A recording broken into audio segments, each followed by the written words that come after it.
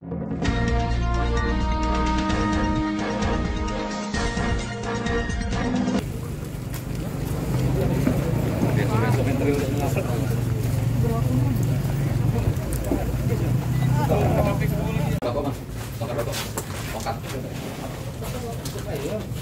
gudangnya komandan ya? Ya ini gudang tempat penyimpanan para pelaku ya.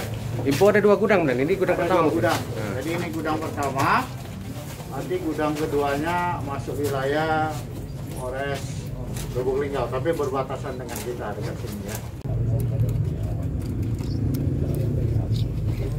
Ya, artinya sebelum membeli pupuk atau sejenisnya untuk pertanian mungkin bisa dicek beberapa toko yang resmi di Kota Lubuk Linggau sebagai pembanding sebelum membeli dari langsung pemasar yang datang ya. Ke pupuk agen pupuk resmi lah komandan. Resmi ya, kita adakan harga pembanding. Jangan tergiur dengan harga murah ya. Jangan mudah tergiur dengan harga murah, namun hasilnya tidak ada apa-apa ya. Ini gitu kan.